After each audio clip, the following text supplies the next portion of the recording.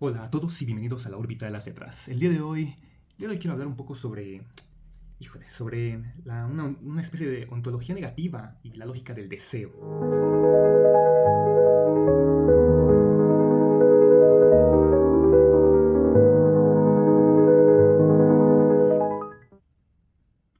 Esto desde la perspectiva de cómo Lacan nos habla sobre el advenimiento del sujeto entre los significantes. Es que no hay aquí como tal una definición como tal psicológica del yo, ni una metafísica del alma, sino una lógica del acontecimiento. Lacan no dice que el sujeto es entre los significantes como si existiera antes del lenguaje, sino que adviene, es decir, que acontece, acontece, existe, aparece, surge. El sujeto no preexiste al lenguaje, nace en el momento mismo en que el significante lo atraviesa.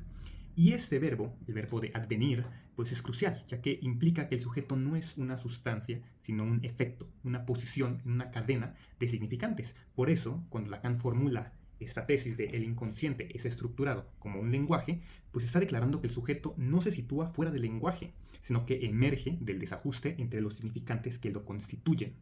Esto en términos pues, lógicos de la lógica preposicional podemos decir que si el lenguaje es un sistema simbólico, el sujeto es la variable que aparece cuando ese sistema se interrumpe. No hay como tal un sujeto en la plenitud del sentido, sino que existe debido a su falla. Eso es lo que ya hemos visto de Lacan, que el, el síntoma ocurre en esta falla estructural del lenguaje. Por eso Lacan escribe que el sujeto está barrado, tiene una barra, lo que ya hemos visto de el significado sobre el significante. El significado, en este caso dice Lacan, representa un sujeto para otro significante, es decir, que el sujeto nunca se va a representar a sí mismo. Siempre va a estar desplazado, diferido, dividido, escindido. El lenguaje no es un instrumento del sujeto, es el lugar donde el sujeto se pierde. Aquí nos encontramos con este tema de Spaltung y la lógica de la división, donde Freud había introducido este término originalmente, el Spaltung o división, para describir la decisión del yo frente al conflicto entre deseo y defensa.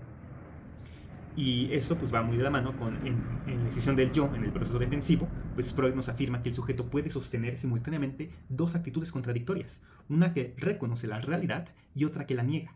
El yo en este caso pues se va a dividir para no colapsar.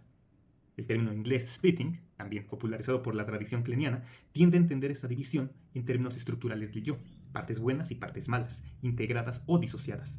Pero la Spaltung freudiana, y más aún la lacaniana, no se refieren a una fragmentación psicológica, sino a una división estructural del ser, del sujeto. Lacan entonces pues toma estos dos términos, el Spaltung, y los radicaliza. La división no es un accidente, sino la condición misma del sujeto. Y el sujeto no está dividido por un trauma o una represión del orden contingente, sino por el hecho de hablar. Eso es lo que divide a la condición humana. El ingreso al lenguaje, en este caso, pues está introduciendo una especie de irreductabilidad entre lo que se dice y lo que se quiere decir, entre el significante y el goce, o la parte real. Esta escisión no es por lo tanto patológica, sino constitutiva. El sujeto es efecto del significante como tal, porque el significante lo representa, pero al representarlo, pues lo está borrando parcialmente. Cada vez que un significante se va articulando, algo del sujeto va quedando excluido o eludido. Y pues ahí es donde nos vamos encontrando con esta matemática lacaniana del sujeto barrado, que viene entre un significante amo, es decir, un S1, y otro significante que lo representa, un S2. Y esto va a ir de un S1 a un S2. Este deslizamiento, como él lo menciona, es un deslizamiento entre las cadenas. El sujeto surge en el intervalo entre ambos lados. O sea, tengo el sujeto 1, que va a tener un significante, y este va a representar un significante del S2. Y entre estos dos va a surgir el sujeto, en el intervalo entre estos dos, porque el sujeto va a ir saliendo entre estos significantes que van ocurriendo, y los significantes pues terminan siendo solo deslizamientos del objeto original. Y no hay sujeto que quede fuera de esa relación. Por eso Lacan insiste en que el sujeto no tiene un estatuto ontológico, sino que es lógico. No es, sino que se produce. Su ser no se confunde con su existencia. Su verdad es la del efecto, no la de la causa. El sujeto y el inconsciente no son un depósito de contenidos reprimidos, sino el modo de funcionamiento del lenguaje mismo. Y el inconsciente pues habla, no porque tenga voz, sino porque se estructura según las leyes del significante, metáfora, metonimia o desplazamiento y condensación. De allí que Lacan afirme que el sujeto está habitado por el significante. Ser sujeto del inconsciente significa entonces estar atravesado por una red simbólica que nos precede y nos determina. El lenguaje no solo nos da la posibilidad de hablar, sino que nos habla. Somos hablados por ese otro, el otro con O mayúscula, muy importante esto. En ese altar entre los significantes, entonces reside la condición trágica del sujeto. El yo cree dominar el discurso, pero es en realidad el discurso el que domina el sujeto. Por eso Lacan nos repite y nos insiste mucho en que el yo es una ilusión gramatical. El sujeto que habla y el sujeto del enunciado no coinciden. El sujeto no sabe lo que dice, porque su decir está atravesado por el deseo del otro. Esta disyunción entre el yo, moi, y el sujeto, ese barrado, es central. El yo pertenece al registro imaginario, el sujeto barrado al simbólico, y el goce a lo real. El yo organiza la imagen de coherencia. El sujeto barrado revela la falla estructural de toda la identidad. De este modo, la división, es decir, el Spaltung, adquiere una forma lingüística. El sujeto se constituye al precio de su pérdida. Cada palabra que pronuncia lo sitúa, pero también lo borra. Su verdad es entonces la de un resto. Y esto pues, nos va a llevar a la triada del nombre del padre, la represión primaria y la cadena de significantes. Otro de los conceptos también muy importantes en la teoría lacaniana. Aquí vamos a encontrarnos con la arquitectura central de todo sobre lo que Lacan está construyendo sus teorías. La función del nombre del padre no se trata de una figura empírica como tal, sino de una metáfora estructural que organiza el acceso del sujeto al orden simbólico. En Freud, por ejemplo, el complejo de Edipo marca la inscripción de la ley, es decir, el niño debe renunciar al deseo de la madre, a ese deseo incestuoso, para poder entonces acceder a la cultura. Y en Lacan esa renuncia se formula como la operación de la metáfora paterna. El nombre del padre, entonces, sustituye el deseo de la madre, instaurando un significante que regula el campo del otro. Entonces nos encontramos con un tema que Lacan propone sobre el deseo de la madre sobre el nombre del padre, y eso nos da la significación fálica del nombre. Es decir, que el significante del padre viene a sustituir al significante del deseo de la madre, lo que nos produce un sentido fálico que organiza este deseo del sujeto para que pueda sustituir ese deseo incestuoso por algo que lo ayude a poder establecerse dentro de lo que la ley sí permite. Sin esta sustitución, el niño entonces queda atrapado en el goce sin la ley del deseo materno, lo que Lacan asocia a la estructura psicótica. Entonces, el nombre del padre, pues de hecho nos cumple tres funciones. Uno, la función simbólica, que es introducir la ley, la prohibición y la diferencia. Dos, nos da una función significante, es decir, que funda la posibilidad misma de la cadena significante coherente. Y tres, nos da una función de represión primaria, o sea, que opera como punto de capitón, fijando el sentido, permitiendo que haya algo inconsciente. Esa triada, entonces, pues forma la gramática de la subjetividad. La represión primaria, tal como la definía Freud, es la exclusión originaria de un significante que funda la posibilidad de todo lo demás. En Lacan, ese significante excluido pues es precisamente el significante del padre. Su ausencia estructural es lo que hace posible la red de significantes que constituyen al sujeto. De ahí que el sujeto no tenga estatuto ontológico. Su ser depende de un significante faltante.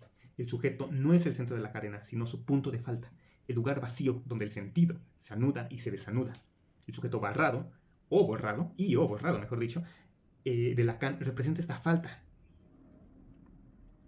Entonces nos encontramos pues, con que hay un sujeto barrado, un sujeto desaparecido o borrado, pero en ambos casos el sujeto no coincide consigo mismo, es decir, el significante que lo representa es lo que lo está haciendo existir, pero al mismo tiempo lo está borrando. En ese cambio de significantes tenemos el S1, ¡pum!, aparece el sujeto entre el S1 y S2, pero luego lo borra para que entre otra vez el sujeto entre el S2 y el S3, y así nos vamos en esta cadena de significantes.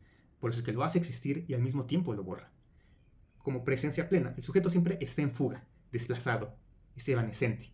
Y Joel Dor, en su lectura, señala que este borramiento del sujeto no implica su aniquilación, sino su condición de intermitencia. El sujeto surge solo en el intervalo del significante, como un relámpago entre dos nubes del lenguaje. Cada vez que habla, algo se pierde, y cada vez que se calla, algo allí se está insinuando. No es una herida que se pueda curar, sino es una estructura lógica, algo que va dando estructura al sujeto. Por eso Lacan no busca integrar al sujeto, sino hacerlo consciente de su división. La cura analítica no unifica, sino que enseña al sujeto a habitar su falta.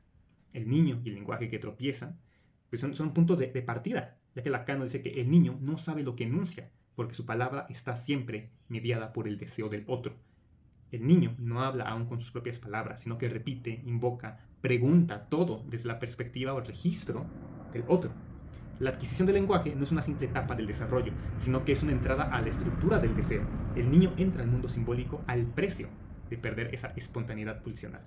El lenguaje entonces tropezará siempre con lo real, y ese tropiezo será la marca del inconsciente. El sujeto lacaniano no nace del pensamiento, sino del tropiezo del lenguaje.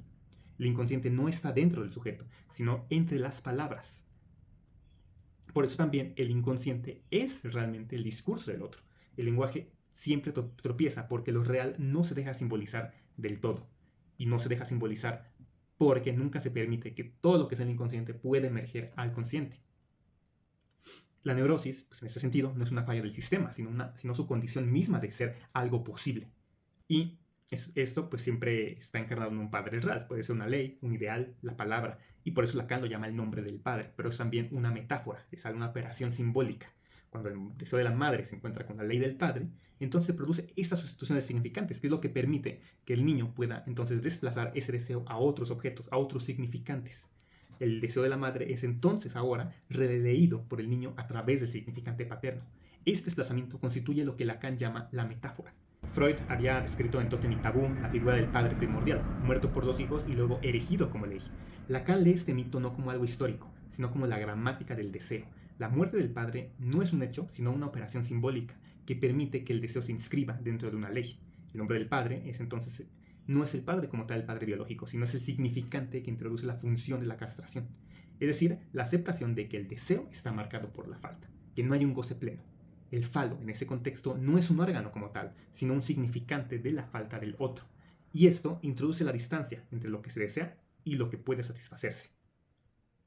Y el resultado, cuando no se logra inscribir esta metáfora del padre, pues es la psicosis. El sujeto queda invadido por el goce del otro, sin mediación simbólica. Así, el padre simbólico no reprime el deseo, sino que lo posibilita, lo vuelve interpretable. Sin la ley, no hay deseo, solo hay necesidad o goce letal, mortífero.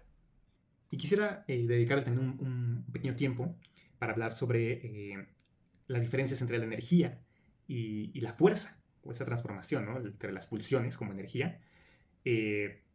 Porque, a fin de cuentas, lo que estamos viendo es que vemos una física del deseo, por ejemplo.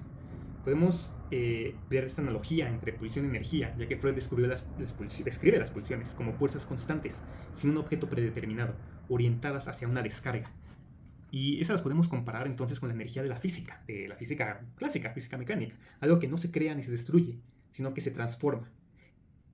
Y así podríamos imaginar las pulsiones. Pero, a diferencia de esta energía mecánica, la pulsión no busca la desaparición de la tensión, sino su repetición.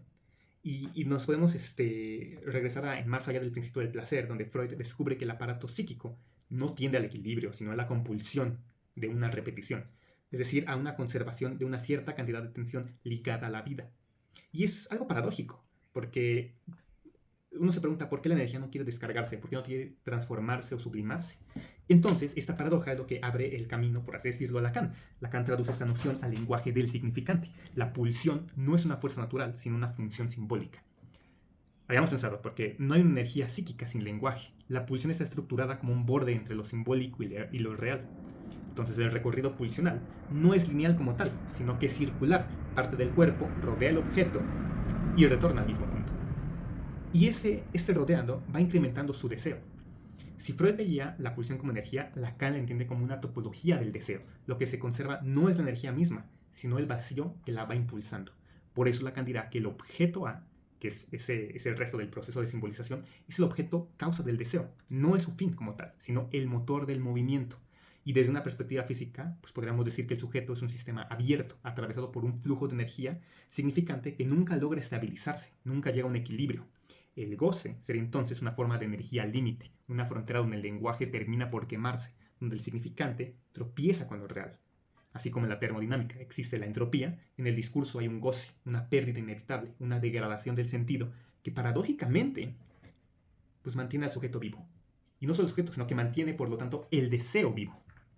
Es algo muy interesante aquí, porque si queremos comparar esta parte de las pulsiones con la energía, pues como dije, nos estamos pues ya metiendo entre aspectos lingüísticos y aspectos físicos, y Lacan logra juntarlos con esa topología. Pero vamos a regresar un poco con esta mediación simbólica. Quisiera retomar un poco las cartas de Fliss y también en proyecto de una psicología para neurólogos, pues Freud introduce también el término de acción psíquica para referirse al proceso mediante el cual una cantidad de estímulo o energía se transforma en representación. Y tiene lógica que pensemos estas pulsiones o instintos como energía por su definición de estímulo. Pero bueno, el aparato psíquico entonces actúa sobre la excitación y la traduce en imágenes, palabras, sueños. Esa es la acción psíquica, la conversión de lo somático en lo representacional. Y Lacan retoma también este concepto, pero lo inscribe en la lógica del significante. La acción psíquica no es una descarga energética, sino un efecto de sustitución simbólica. La energía pulsional no se disipa, sino que se significa. Y el inconsciente realiza una transducción, es decir, que convierte la energía libidinal en lenguaje, que es lo que significa transducción, cambiar de un tipo de energía a otro tipo de energía. De allí que el análisis no busca eliminar la atención, sino transformarla en palabra, y el acto analítico es en ese sentido una acción psíquica, y por lo tanto una acción simbólica, una operación que produce un nuevo lugar para el sujeto en esta cadena de significantes. Cada interpretación es una intervención sobre la economía de la energía y sentido del sujeto. Lacan podría haber dicho que toda palabra es un colapso de la onda pulsional en una posición de significante, si lo queremos ver desde el punto de vista cuántico. Y, como en toda física cuántica, la observación modifica el sistema observado.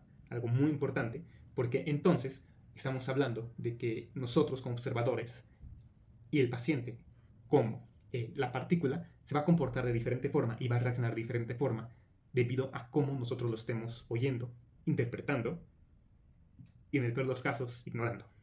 Entonces quisiera nada más regresar a los términos Spaltung y Splitting, ya que Freud los usó para designar la escisión del yo, el Spaltung, por ejemplo, frente al conflicto pulsional, especialmente en el fetichismo o la perversión. Pero Lacan usa el Spaltung como un conflicto defensivo, ya no como un conflicto defensivo, sino como la estructura misma del sujeto. Y el splitting, en la psicología del yo y la escuela lacaniana, pues suelen indicar una disociación afectiva. El yo se fragmenta para mantener separados aspectos intolerables del self o del objeto. Y es un mecanismo de defensa. En cambio, la Spaltung lacaniana no defiende, sino que constituye al sujeto como tal. No se trata de un error en el desarrollo, sino del precio del habla. El lenguaje, al inscribir al sujeto en el orden simbólico, lo parte en dos, una parte significante o representable y una parte real, que es lo imposible de representar. Y esta decisión se vuelve irreversible. El análisis no lo elimina, sino que lo hace consciente. La cura no consiste en reunir los fragmentos del yo, sino en que el sujeto reconozca su división como su verdad. El Spaltung es el signo de la condición humana. Somos seres que no coinciden con lo que dice. No podríamos irnos sin tocar la parte de la teología negativa del sujeto. En ese punto creo que la teoría lacaniana también toca una dimensión casi teológica. El sujeto, como Dios en la mística negativa, no puede ser nombrado sin perderse, solo puede decirse lo que no es. Y Lacan fue lector de San Juan de la Cruz y de Eckhart, y encuentra en el silencio una forma del saber. El análisis, en su forma más radical, no conduce al conocimiento, sino al reconocimiento de la imposibilidad, del saberlo todo. Es esa imposibilidad que tenemos que aceptar. El sujeto, borrado por el lenguaje, encuentra en esa imposibilidad su dignidad, su humildad. El deseo no busca su satisfacción, sino su continuidad. Desde este punto de vista, la ética del psicoanálisis no es la del bien, sino la del deseo verdadero, no ceder ante el propio deseo, aunque sepamos que nunca se cumplirá del todo. De esta forma podemos decir que el lenguaje pues es a la vez la cruz y la gracia del sujeto. La cruz porque al entrar en este lenguaje, pues se pierde su inmediatez, pierde su cuerpo, su goce. Y la gracia porque solo en el lenguaje puede encontrar una forma de verdad, de amor y de deseo. Ser sujeto es cargar con esa cruz del significante, vivir en el entre, en la brecha y en la falta, pero también es participar de una gracia, la posibilidad de hacer de esa falta un poema, un pensamiento, un acto, hay una sublimación.